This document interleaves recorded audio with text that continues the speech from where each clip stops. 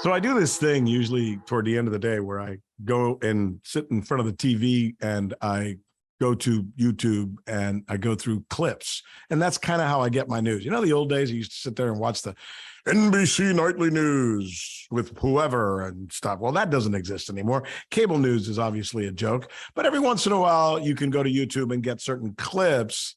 And if you read the title properly, you can catch up on some of the news stories that are going around. Like right now, everybody's talking about this thing about the search on Donald Trump's documents that they found at Mar-a-Lago. And I was trying to read up on that story, and I came across a clip. And it wasn't so much what they were actually talking about. What it was the image. You know, sometimes, man, the optics is everything. I'm going to put this up, and I'm going to look at it. And I'm going to describe it for you. Okay, here it is. This is an image on MSNBC. And it really says everything that you need, this image does. Look at that. Look at that image. Okay, it's a screen, right? And on the screen, there are 1, 2, 3, 4, 5, 6, 7 people. Now, remember, what we do on this newscast, right? This news show, as I like to call it, this podcast is we tell Latino truths, and we talk about what it's like to be a Latino right now living in the United States. And if you've listened to our podcast, you know that we've delineated the truths about Latinos. Our numbers are unbelievable. 20% of the population, 80% of us are U.S. citizens. We are Americans. 95% of Latinos under the age of 41 speak English. We're the third fastest growing economy in the entire world, ahead of the United States itself. I mean, we are a powerful cohort. We've been here since before the Pilgrims. I could go on and on and on. And you know this, or you should know this, especially if you're Latino and you tend to listen to us. And if you're not, you should be. And by the way, I want to say something else. If you happen to have come across our podcast and you've never heard somebody spouting some of the information that we're sharing on this podcast about Latinos, things that are really important because they say just the opposite of what is the truth. They say we're all on welfare. They say that we're all criminals. I mean, I could go on and on and on and on about all these things that they think about us. And I'm not going to get into all the reasons why they think that, but it is what it is, right? In America, they think that Latinos all got here yesterday. We just jumped the fence somewhere to get over here, and that we're all on welfare, and we're all sitting around watching telenovelas on Telemundo and CNN and Univision and all that other stuff that simply is not true. But it takes a moment like this to understand the optics of what we're talking about. So let's put that image up again, because I want to describe that image as best I can. You're looking in this and you're seeing what looks like some anchor dude. And then you got Joe Scarborough, because this is, I guess, his show in the morning. And then you've got another dude who I don't know who he is, but he's a very Anglo-European looking dude on the bottom there. And then you have David Ignatius, who's a writer for the Washington Post, a good writer, by the way, for the Washington Post. And then you have George Conway. I guess the vernacular is, right, Jerry? White dudes, right? A bunch of white dudes with a black dude. The black dude is the former chairman of the Republican Party, interestingly enough, right? That they find a black dude, but he is a Republican black dude, which I guess a lot of my, African-American brothers would say, well, what? But okay, fine. But they have African-American representation, and then they got a bunch of white dudes, and then they have a female. And then what's wrong with this picture? I mean, seriously, how long do we have to say this? Look, I've said this before, and I'll say it again, and it pisses me off, and it should piss you off too. We are 20% of the population of the United States, and we're not even allowed to participate in conversations on any of these newscasts, whether it's CNN or MSNBC or Fox or wherever the hell they have important conversations about America. Latinos need not apply. Latinos need not apply. We don't want you in this conversation. Do you understand what I'm saying there, Mr. Beaner? Huh? Mr. Oye, Mr. Latino? We don't want you here. We don't give a shit about what you might think because you're not even going to be invited to be part of this conversation. But there's even something more frustrating about this for me. Let's look at that picture one more time. There's a woman there. Her name is Katie K. Katie K. See that blonde lady? For those of you watching us on YouTube, you could see it. For those of you listening to the podcast, it's no big deal. It's just it's a shot with 7 people on it. Big deal. And I basically described them to you. It's 6 white guys and 1 woman. And the woman is Katie K. She's British. Just think about that for a minute. She's British. She's British. Not only, it's like, not only are we not going to go around and look for a Latino in the United States to share an opinion who is an American, who's been here since before the Pilgrims, right? Who may work at a newspaper or be a politician or has something to say. No, not only are we not going to get an American who happens to be a Latino, we're going to get a woman from Europe. We're going to get a woman from England, right?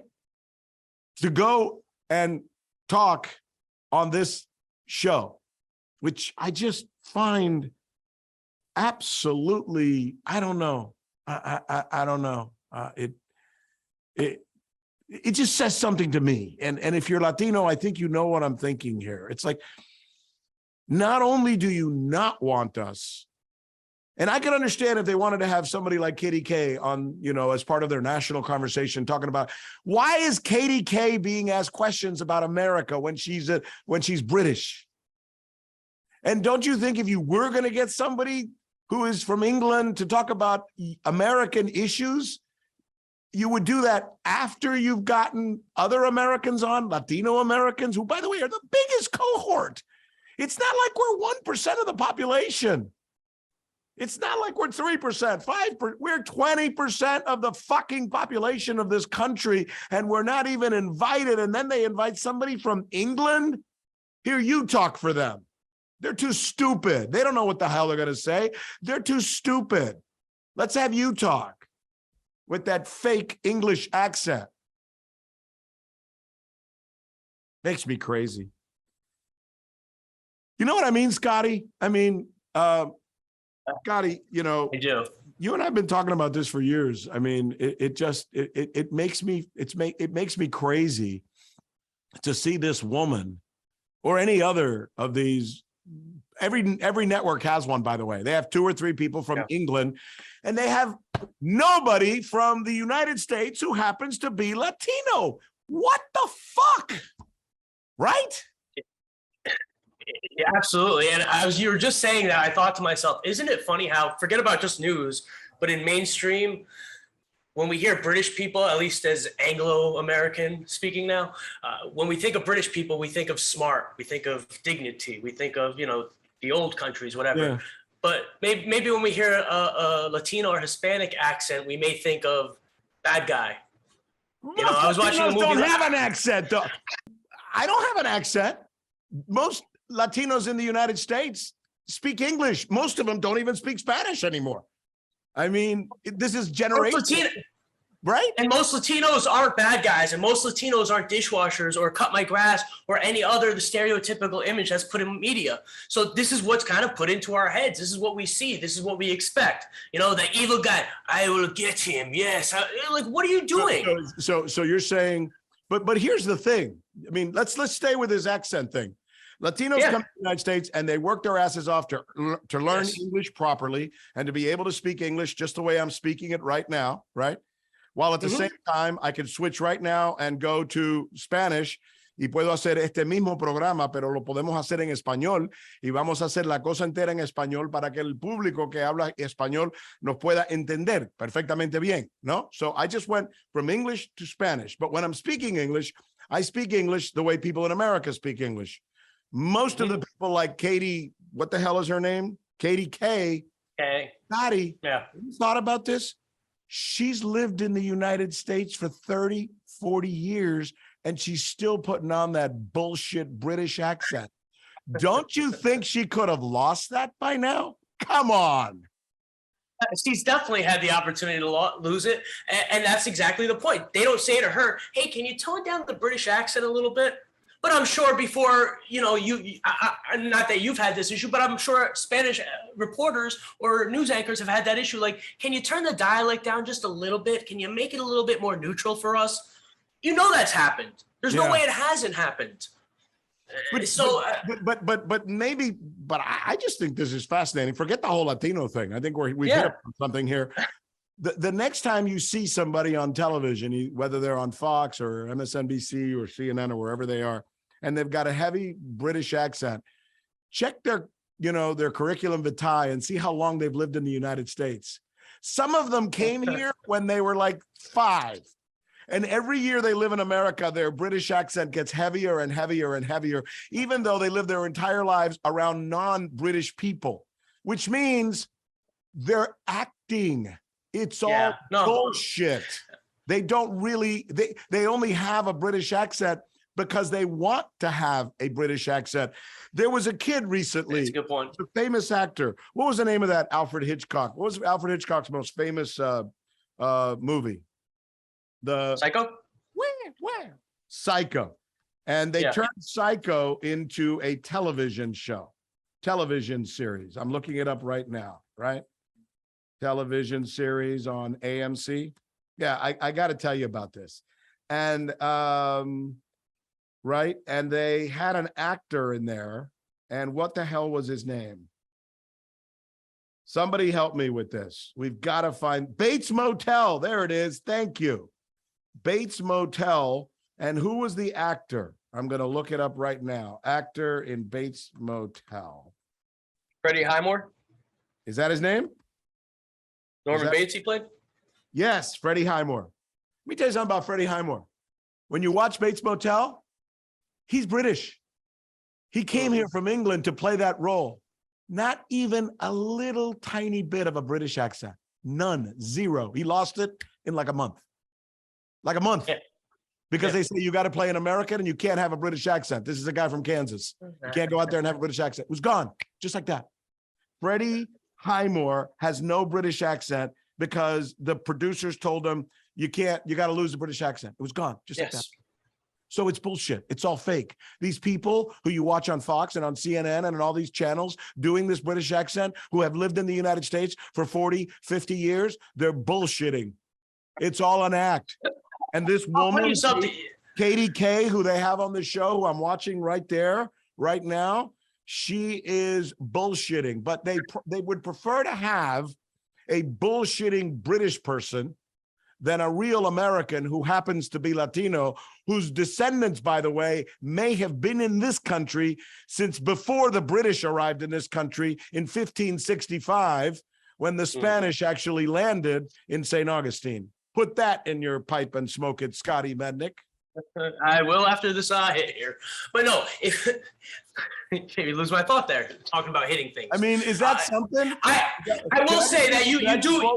Because that's who says this? Who's ever noticed this?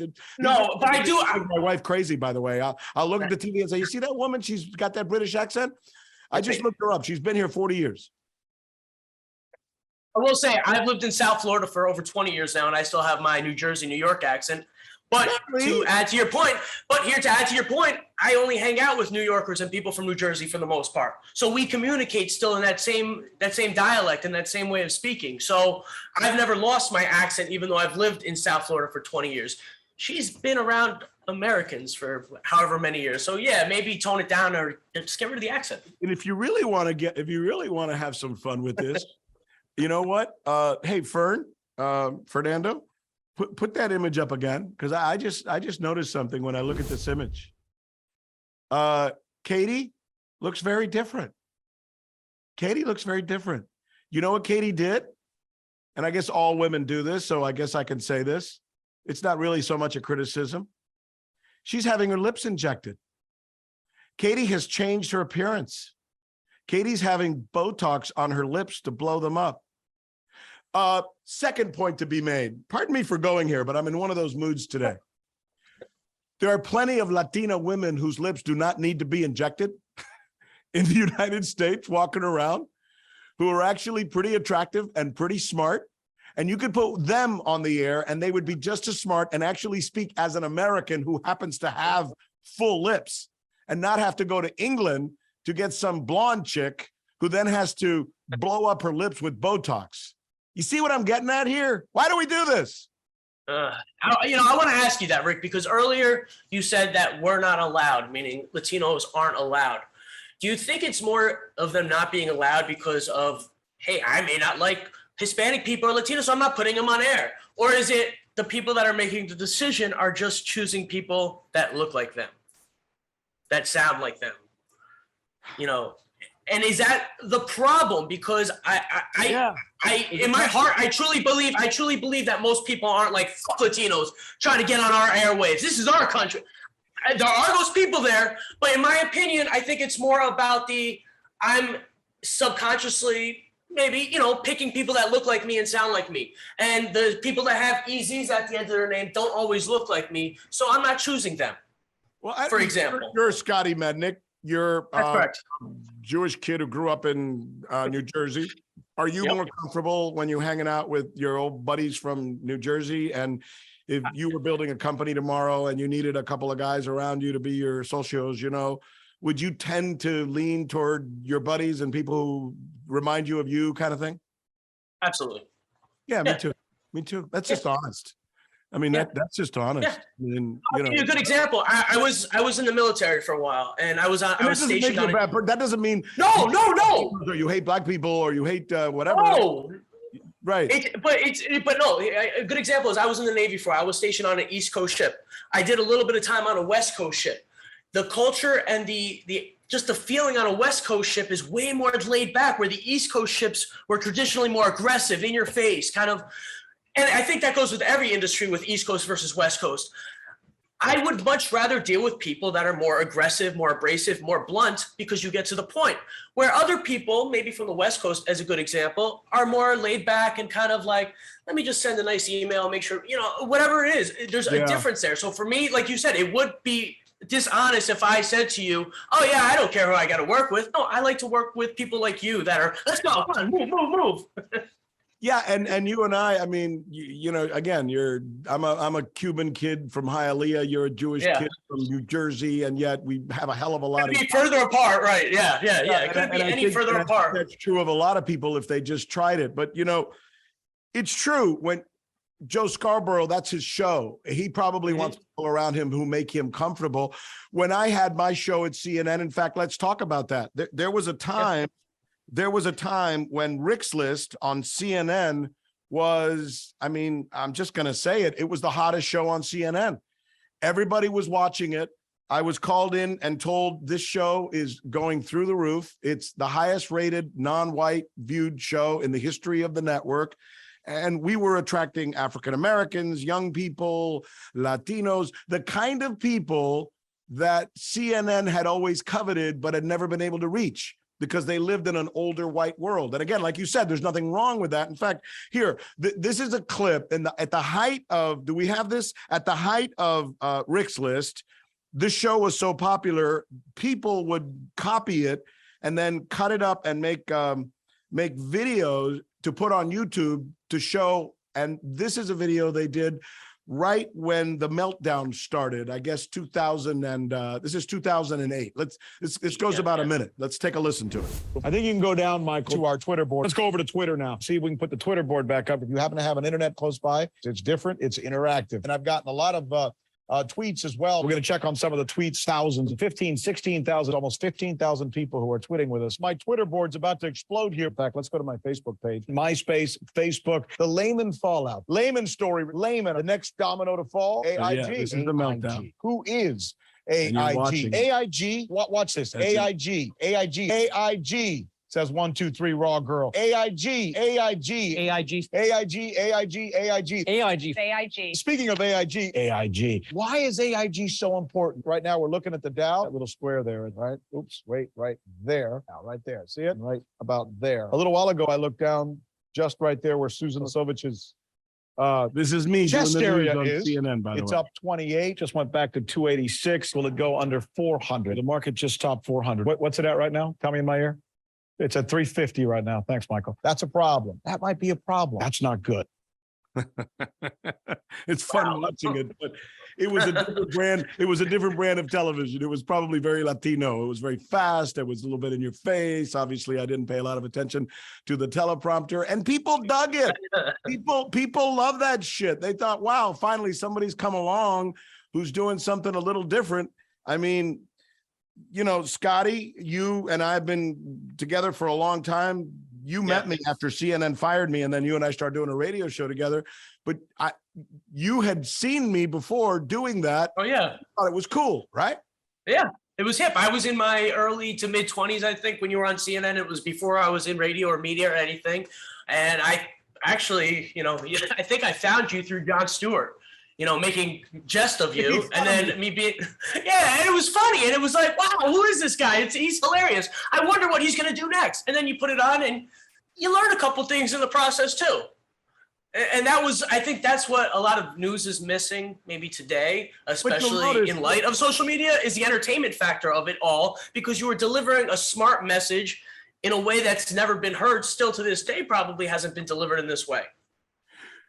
I was doing who I am, Mm-hmm. and this gets interesting. I was doing who I am, and who I am is important because culturally I am a specific kind of person. I related more to people who were like me, who I grew up poor, so I just say things as they are, and I'm not as calculated or as strategic, perhaps as a Wolf Blitzer or an Anderson Cooper or some of the, or you know, some of these other folks. And as you can see, I spoke Spanish. I had a Spanish guest on, and we spoke Spanish, and then I'd translate what they had to say. I mean, the whole vibe was very different, and the ratings were as high as anything they've ever seen. And generally speaking, anyone outside of CNN liked that show. People inside of CNN couldn't stand me. Okay, that's what I wanted to ask you, was what was the feel from inside with the older guard still there, the people that you had to work with? Did they just like think this guy is crazy? Because I could see that happening, by the way. Yeah. I've worked with you long enough in enough different places where a lot of times people look at you crazy, and then it's just like, no, you don't understand. This is how it's done with it. And people that get you get it, but I could see that rubbing people, especially in a big place like CNN, the wrong way. Yeah, I mean, you know, it always was obvious to me that the powers that be were uncomfortable with this fast-talking Latino doing this show and speaking Spanish and showing videos and explaining stories and taking on both sides. And I don't know, whatever the hell I was doing, I thought it was kind of a new, more modern way of doing news. And the powers that be there did not. You know, look, this is a Latino show, so we tell Latino truths, and we encourage those of you who are watching or those of you who are listening, tell your friends about Rick Sanchez News. This is new. This is a podcast we're doing that's got, what, we're over 1 million views already in just 6 weeks, and we feel pretty good about that. But it's a conversation. It's a conversation. Scotty and I, Scotty Mednick, have been working together for a long, long time. And these are the kinds of things that we highlight. You know, what are the trends? How have things changed? And why is it, by the way, let's suppose they didn't want me at CNN and they got rid of me, whatever, because of whatever, right? Deep down, they always wanted to get rid of me because they thought I was too fast talking, too cute for my own good, et cetera, right? So why is it they never even replaced me? Why couldn't they ever find another Latino in the United States who could do the news? Because they don't have one to this day, right? The closest thing they have is Ana Cabrera. She comes on at noon. I mean, that's like the basement of any news organization, noon, right? That's like, okay, well, we have to have one, so we'll put one there.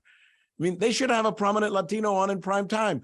Fox should have one too, and ABC should have one. I mean, look, we're 20% of the population. 20% of the population. And if you're not going to have a Latino anchor, can you at least sprinkle the shows with people who have smart things to say who happen to be Latinos? Again, let's go through the numbers. We're less than 2% of the people invited to those shows to talk. We're 20% of the population, less than 2% of the people who are invited to talk. And by the way, I want to play something else for you now. Mm-hmm. So I just played for you the reaction that Rick Sliss was getting at the time. It was kind of hip. It was kind of cool. People were doing all these videos. And by the way, my show was the only one they were doing videos on. Okay. Because this whole video thing and YouTube was just starting. This is 2008. So nobody's doing this with Anderson Cooper. Nobody's doing this with Wolf Blitzer. Nobody's doing this with, Larry King at the time, who were the shows. So, but they thought it was cool to do it with our show because we were the only show that was also simulcasting on YouTube, on using social media. We were using Twitter, we were using Facebook and all that stuff. Even something back then called MySpace, right, Scotty? Yeah. I remember the MySpaces, yes. I had a very fancy page with lots of graphics and music playing at the same time. So, but what was cool about this is, so it seemed at the time that we had struck a nerve. I didn't even know it. I was just, you know how it is when you're doing a job. Yeah. I just do it every day and I do my job and whatever. And then people were whispering in my ear, wow, people are talking about your show and people are doing videos and you were on Jon Stewart last night and they're da. So I knew that there was a buzz, but CNN hated that buzz. They were trying to tamp it down. They were trying to blow up Anderson Cooper and blow up other people. They didn't want to blow up this little Mexican. Right? The little Mexican had to stay in his fucking place. Little Mexican they were actually thinking about taking away my show and making me a correspondent. That's how CNN saw me, right? The little Mexican needs to be put in his place. And that's kind of what was going on the whole time without me knowing it, of course. But never was it even more obvious than when I started seeing that they were not only criticizing me right there at CNN, but they were actually doing it on the air. There's a lot of instances of this, but this is the one that really proves that I was a joke to them, Let me set this up for you. I had just done a story. One day, a guy in a prison in Georgia who was about 6'5" and totally muscular was being walked by a jail guard to the courtroom from his jail cell. She was wearing a gun on its holster, opened. So on the way to the jail cell, he took the gun out of her holster. By the way, this woman was about 5'2" and overweight. He took her, punched her in the face, took her gun, went into the courtroom where she was walking him to, shot the judge through the middle of the head, shot his attorney, shot 2 other people, ran out the door, carjacked a car, took off, shot more people, and created all kinds of havoc until he was finally caught. So I said to myself, this is crazy. Why is a guard walking prisoners around with a gun on a holster that prisoner, and she's 5'2" and he's 6'5", and he could beat the shit out of her and take her gun and then do this kind of damage. And that's what he did. So I decided, I called my buddies because I've always been a cop beat reporter. And I called the police academy here in South Florida and I told them, I'm flying down. We want to do a story about this. Tell me how we can make jails more safe so something like this never happens again. And when I get there, they say, well, there's all kinds of techniques, but probably the most easy technique is don't let guards wear guns. Why are cops walking around with loaded weapons around prisoners? And I said, well, what else are they going to wear? And they said they should wear tasers. It would make a lot more sense. And I said, wow, you're right. I mean, yeah, they could, the guy's going to steal the taser, but what are you going to do with a taser? You're going to shock a bunch of people. You're not going to be going around killing people. You might do some damage to some old person, I imagine. But so they said, in fact, we're so serious about this. Nobody is allowed to graduate from the academy here without being tased, just so you know how it feels, what it does. Obviously, we do it under controlled conditions, and it shows people that tasers are much more effective. And they suggested, in fact, if you want to show your viewers how this works, you might want to do this because this is important. Well, so I did it, and I thought it was important, and I thought it was a legitimate use of television to do that. And Scotty, not only that, but after I did that story, they took the guns out of jails across the United States, including in that prison where that guy had done that. So this is a legitimate story. Now, does it look silly? Yeah, it looks silly because I allowed myself to be tased on camera, Right. but it was a legitimate purpose. I didn't go out there and say, oh, tase me, I want to look stupid, right? Right. Well, I wanted to set that up that way because now I want to play, look at the way Anderson Cooper and his little buddies there on CNN showed this and then laughed, made fun of me, and played it. Let's listen to this clip. What could the story possibly have gotten us thinking about? Rick Sanchez. I'm about to receive 50,000 volts of electricity. Do it. Oh, oh. It hurts. It's painful. But no one's dead. See, and that's my point. Stop it right there. Stop it right there, and then we'll pick it up again. My point is, and I thought it was important, I got tased, and then I said to the camera, if this were not a taser, I'd be dead. But with a taser, yeah, it hurts. I look silly. I look stupid. That's why I did it. But nobody dies, man. Nobody dies. That's why guns should be taken out of prisons, and they should put tasers in prisons. Fair point. Decent journalism. New York Times reporters have been tased. Washington Post reporters have been tased. This is not the first time a reporter's been tased. But when the little Mexican gets tased, he's a jerk. He's an asshole. It's a joke, et cetera, et cetera. Keep playing this, Fern. Listen to the laughter, because they go on for quite a while. For quite a while here, making me look like a joke. I can watch that. I can watch that 50,000 times. Once for I got it every on a loop playing at my house. Oh, let's just watch here. Do it. Do it. Oh. Oh, it just never gets old. old. No. I'm just sitting here looking at you, Scotty. Is it funny? Yeah. Is it? Yeah. I mean, that would be a lie if I said it wasn't funny. Is it something that I would see on Instagram today of some, kid trying to be famous in his backyard? Say, "Tase me, bro! Tase me, bro!" Yeah, I would see that, and that too would be funny. I think taking away from the context of what that important story was is an issue. I also think that the higher ups and the people to be didn't understand the importance of what you were showing there. And I guess in the traditional sense of media news, it's, I'm going to tell you a story. You're going to listen. Maybe I'll take you out on the streets and I'll show you the inside of a factory or something.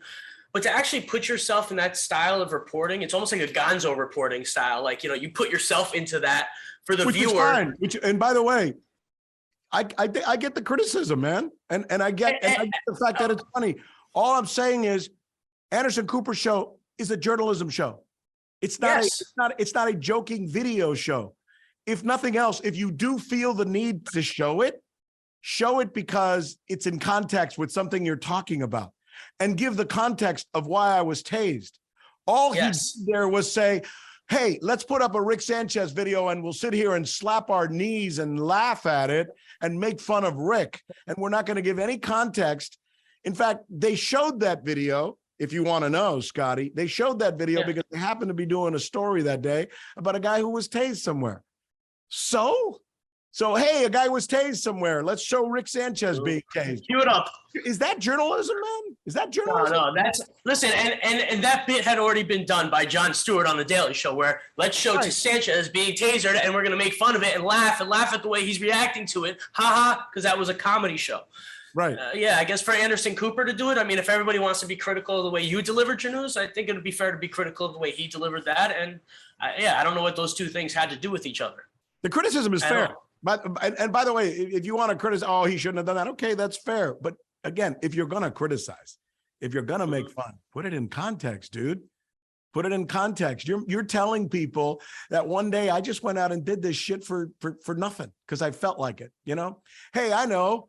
I'm going to start my newscast today by getting myself tased. That's not true. That's not what I did. The package was a damn good report. It was very well explained. It had to do with a breaking news story, and none of that is in there. And yeah, that kind of pisses me off. I mean, but I think that was one of those things that you always, I was going to say, I think that's one of those things that you always did. Those type of packages that you do, whether it be being tased or there was a time where you went into the canal. Yeah, where you showed how to be get out of right. And CNN asked me to do that. The higher ups.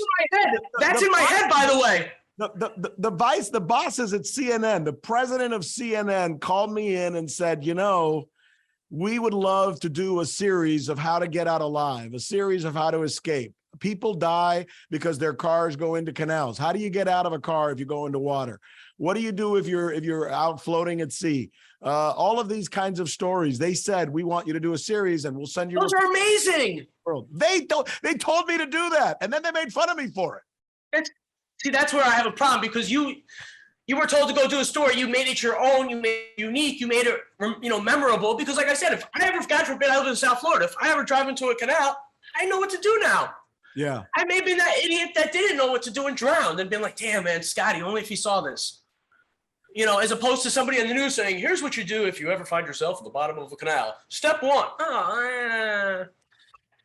But you want to make fun of it because, the bottom line, and really all I was the bigger part of this conversation that I was trying to show, I know we went from MSNBC and the fact that they have, to this day, the fact that CNN once had a Latino, it happened to be me.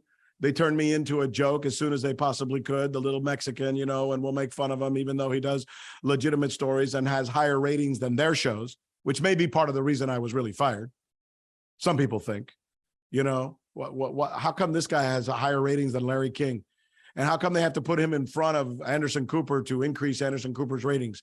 And why is it that every time Anderson Cooper takes a 2-week vacation, they have Rick Sanchez replace him? And I think after a while, some of the people in those places were like, hey, you know what? We got to find a way to get rid of this guy. I don't know. I'm just saying. All right. I'm just saying, Scotty. I'm just saying. I definitely, especially, moving forward years later, hearing comments or reading comments that people have, over the years regarding you and your firing, I do kind of think it was more than just your comments, right? I do think it was you rubbing people, and not saying that you're wrong for this, rubbing people the wrong way, because you were just being yourself. You weren't doing anything out of line. You were doing your own style of reporting, your own style of communicating. And I think that rubbed a lot of the traditionalists the wrong way. And yeah, I do think they were looking for a reason to get rid of you. And they were able to do it in a very, very, very sad and kind of disgusting way, if you ask me, because it damaged your character. They didn't just get rid of you because they didn't like you. They got rid of you and they kind of dragged your name in the mud because of it. Well, yeah. And you know what? They also did me the greatest favor that anybody could ever do to any person. They set me back and made me have to refine myself, remake myself. And as a result, I now own a $4.4 billion company. So thank you, CNN. And I saw you at that point. I mean, we just started working together shortly thereafter that, and I know where you were at, from a mentality standpoint, and where you are now. And yeah, I mean, it was tough. There's something about. Right.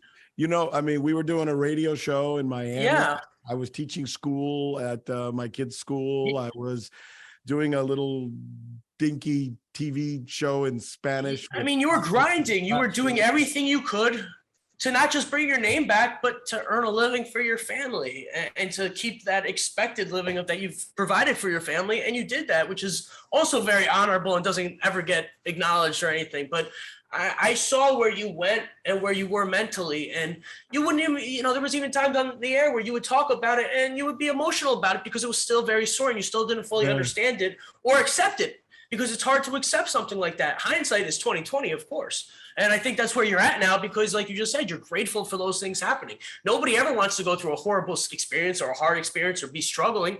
But man, there are some wonderful things that come from pressure, not just diamonds. God, yeah. When you have to do, and that pressure, man, it's what, you know what it's called. And if those of you listening, this is such a Latino conversation, by the way, because we have to do this all the time, as Latinos, especially.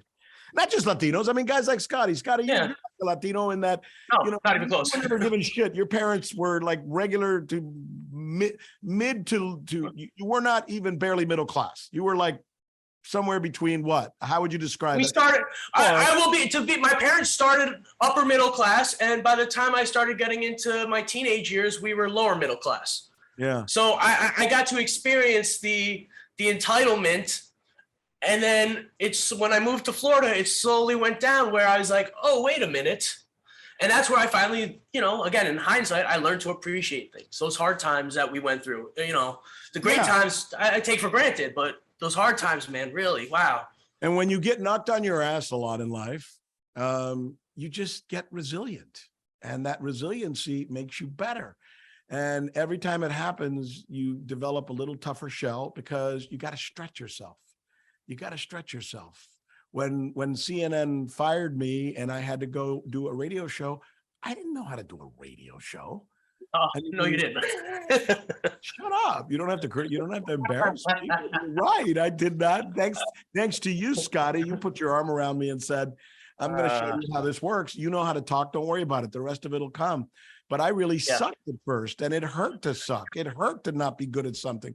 It hurt to have to learn something. And that's when you stretch yourself. And then eventually you stretch yourself well enough that you can remake yourself. And when you remake yourself, that's when the magic begins. It's true. It's true. And that's not something that you can, it's just something that you go through. It's hard to even tell people, like, to go struggle a little bit so you can get somewhere in life. It's just one of those things that, man, once you go through. Yeah, well, and here's what it is. I mean, and we can almost go through this, right? I learned radio from you, but by learning and doing radio, I learned something I never had to do in TV. At CNN, I didn't talk to the salespeople. I didn't know what advertising was. They weren't even allowed to come into the newsroom, obviously. But No. Oh, people are paying for me to read ads about their product, and there's a lot of people, and how much are they charging? And I start thinking, wait, so my brand has value. So maybe if I take my brand and I create a company around it, that company might grow. And if that company grows, I'll have more money than the salary I made at CNN or the salary I'm making here. All of a sudden, bing, bing, bing. Hey, I sounded like Trump again. Bing, bing, bing. Yeah. Bing, bang, bing, bang, bing, bang. Bing, bing, bing. All of a sudden, I think, wait, I'm going to put a company together, and that company is going to be built on my brand. And there are people, despite whatever the hell CNN said, especially Latinos, who still like my brand. And that brand could develop. And in 5 years, we built a publicly traded company worth $4.4 billion. And who the hell knew? It all happened because they fired my ass. Yeah. It all happened because I was in the depths of despair. And that's what life is like for most people. And there was a persistence there. I can, as you're talking about that, I'm like having flashbacks of those moments in time where you were persistent. You were looking for something. You were looking for something bigger than what you were doing. It wasn't that you were unsatisfied. You just knew that you could achieve more and put out more than what you were doing at that moment. And I remember very clearly one day telling you something. I quoted Jay-Z where I told you, you're not a businessman. You are a businessman. And I saw your eyes light up. And then shortly thereafter, I mean, I'm not saying I'm taking credit for any of this by no means, but I just remember that conversation so vivid. We were walking down the hallway to the studio, and I said that to you. And after that, man, you kind of, again, I don't want to say I take all the credit for that, but you really put extra stock into your brand as a business and not being, because you're not a businessman. You are the business, and you've built that brand over the years by being able to connect to people and being unorthodox and going against the wave and all these other things that you've done. And you've pissed a lot of people off doing that. And a lot of people don't understand that. I saw that firsthand at the radio station, at some of the TV stations that we worked. People didn't get you, and they would fight against you, and they wanted you to conform and do what the traditional way of doing things. But that's never worked for you. And I think that's an important point thing to point out to a lot of people, to have that self-realization of who they are and to be true to it. You're right, man. I'm sitting here now thinking back to those times and wondering what was it, but I think there's that little thing in all of us. It's part of our experiences. We call it Latino experience because this show targets Latinos. Right. We do this show to tell Latino truths. And most of the time, our conversations are about these things. I'm a journalist. It's all I've ever known. So when I see bad journalism, when I see truth not being told, when I see people being exploited, I emphasize that. And when I see people not realize the power of the Latino community and what we can do, I emphasize that as well. And that's what we do. And that's why we do this podcast. And that's why I enjoy having conversations with you.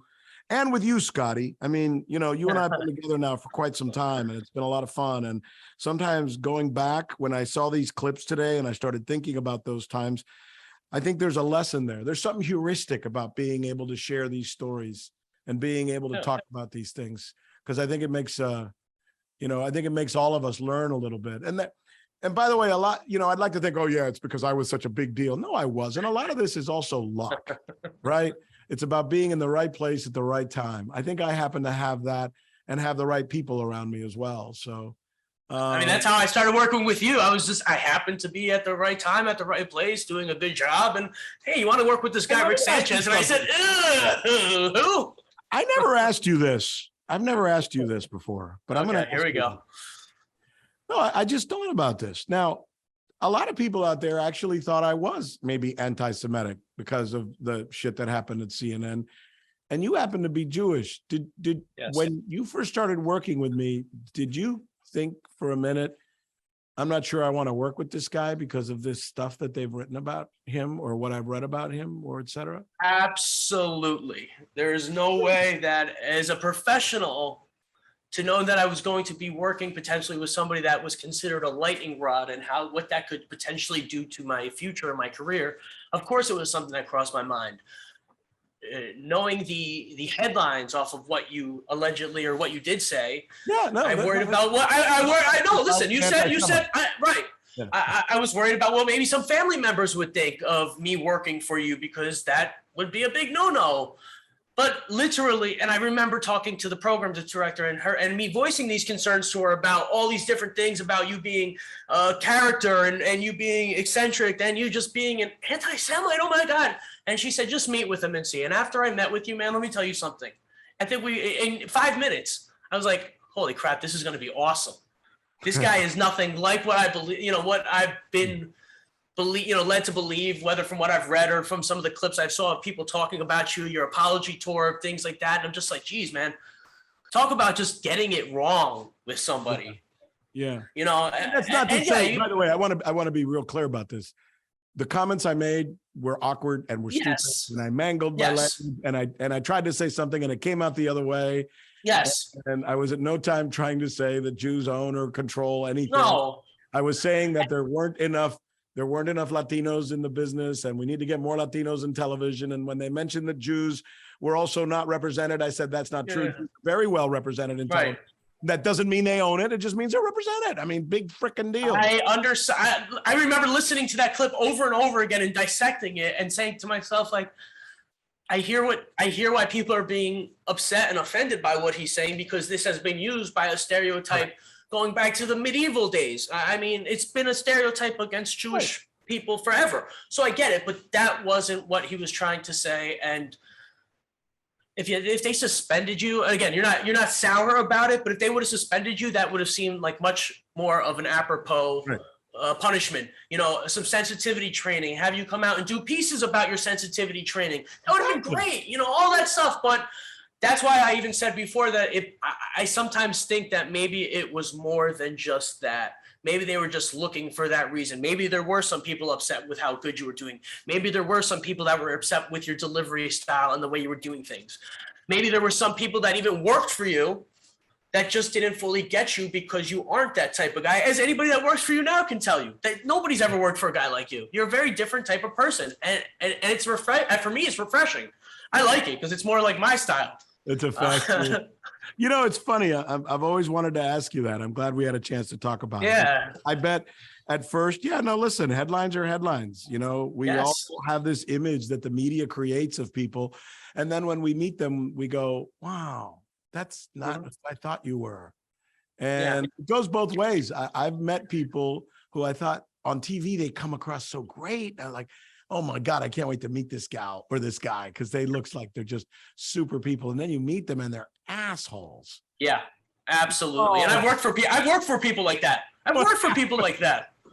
I've worked for people like that. Too. And the other way around too. Wow. Yeah. There are even some people that I will not mention their names. When you took me to Fox News, that I met some people that I absolutely despise. And now that I see them on TV, I'm like, man, that point he just made is really disgusting, but he really is a great guy. I mean, you never know. I mean, unfortunately, it's one of those things. I've now worked at CNN, at Fox, at NBC, and the nicest people work at Fox. I'll just be real honest with you. I got to be honest with you. It was very surreal walking into that newsroom. I mean, they were furthest from what I would think. hey, what's going on, dude, man? Well, wow. Hey, Scotty, how are you? I also understand why Fox. I also understand why Fox almost never shows their newsroom, by the way, like CNN likes to do or MSNBC likes to do from time to time. Because if you saw the crowd of people that were in the newsroom, you would say, wow, this isn't middle America anymore. What's going on? It was all very eccentric looking people. But to your point, some of the stuff that comes out of the mouth of some of the people on the air on Fox, sometimes obviously very anti-Latino with this border thing. But when you go in there and you talk to them, they're really just really nice people. CNN and NBC, on the other hand, they are so stuck up. They are so elitist. Oh my God. They would look at a guy like you because you mispronounce words occasionally and you have malaprops, or a guy like me because, to them, I'm a Mexican. And you could just see it. You could see the sneer in their eyes. It's like, you don't think much of me and you don't even know me. So I'm sorry, but I got to call it what it is. And that's what it is. So I can't disagree with you on that. Let me just ask you one quick question. What the hell was up with that 7 shot, by the way, they're using on TV now? Yeah. Is that me? I mean, it looks like I'm watching Hollywood Squares or something like that, not a newscast. It's like how Zoom. many It's a Zoom show. It's a Zoom meeting. And that's what TV is now turned into, a bunch of Zoom meetings. And they figured out they don't have much money left anyway, and it's cheap. And that way they can just pop up a bunch of images. And we got John over here and Fred over there and Mary over here and this dude here and da. And now they have 7 guys. You can't throw one more with a Latino in there for you. I mean, come on. That's my point. So you're taking me back to even box. No, that's what I was thinking about it as you were talking about the different networks and the elitist attitude. And yeah, that elitist attitude is probably what prevented having a Latino on there. Because hey, we have a black person. Well, I'll throw an extra box on there, guys. I'll finish the podcast with this. When they do a story about Hispanic Heritage Month, or when they do a story about maybe Puerto Rican independence, then they'll invite a Latino to that group to be able to discuss things. Otherwise, if the story is about inflation, if the story is about Ukraine, if the story is about the supply chain issues, if the story is about politics, we're not allowed to have an opinion. We're not allowed to have an opinion. But yet, when they look at their ratings, they see that we are some of the highest numbers of people watching them. So they depend on us to feed their pockets, but then they don't represent us the way that we ought to be represented. And that's just the way it is, Scotty. I don't like it. I'm not necessarily complaining. I'm just saying facts. That's it. And that's a Latino. Go ahead. I was going to say they had a British person talking about American legal law, like legalities on there. Yeah. It just dawned on me as you were saying that. She's British talking about Donald Trump being served a warrant. Yeah. Why do we have a person from England talking about that? By the way, how many people on the BBC live in Atlanta or in Miami or in LA and are brought on to talk about the British Prime Minister or what's going on Downing Street? How many? I guarantee you, 0. I've literally never seen that before. And I've watched BBC from time to time. For what it's worth. These, my friends, are Latino truths. And that's what we do. We do Latino truths because somebody's got to say it. And please, if you're listening to this, if you like the conversation, send it to somebody, share it. Share it with somebody and say, look, there's finally a guy who's on the air and he's telling stories with a Latino perspective because he's telling Latino truths. And the shit this guy's talking about, this crazy dude named Rick Sanchez, you're not going to hear that from Rachel Maddow or Fox News or NBC or anywhere else. So share this with somebody so that we can build this audience. I could be doing anything right now. I've got enough money that I could be doing anything, but I want to be here with you because this is important to me. And if you're watching us on YouTube by chance, see, that was my British accent. Subscribe. Por favor. Ándale. Agua.